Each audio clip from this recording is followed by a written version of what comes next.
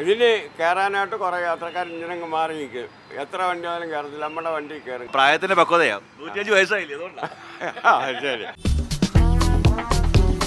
തുള്ളിക്കളിച്ചങ്ങനെ വരികയാണ് നമ്മുടെ ഗോപാലകൃഷ്ണൻ. പേര് കേട്ട തഴക്കവും പഴക്കവുമുള്ള സ്വകാര്യ ബസ്. അതിലൊന്ന് കയറിയിട്ട് തന്നെ കാര്യം.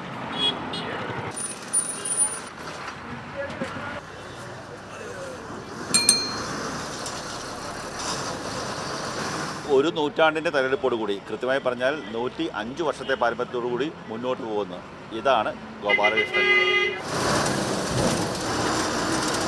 കൊല്ലത്ത് നിന്ന് ആലപ്പുഴയിലേക്ക് ആദ്യമായി യാത്രക്കാരുമായി ഓടിയ സ്വകാര്യ വണ്ടി. തകര ഷീറ്റിൻ്റെ മേൽക്കൂരയുമായിട്ടായിരുന്നു ആദ്യ യാത്രകൾ.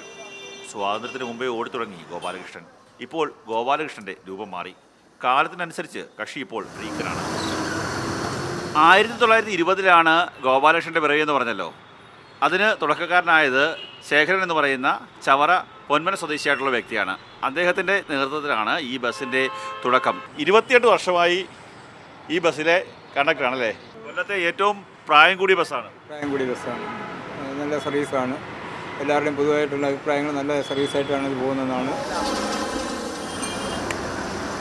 ചവറയ്ക്കും കൊടുമണ്ണിനുമിടയിലുള്ള 13 പോസ്റ്റ് ഓഫീസുകളിലേക്കുള്ള തപാൽ കൊണ്ടുപോകുന്നതും തിരികെ എത്തിക്കുന്നതും ഗോപാലകൃഷ്ണൻ്റെ ജോലിയാണ്.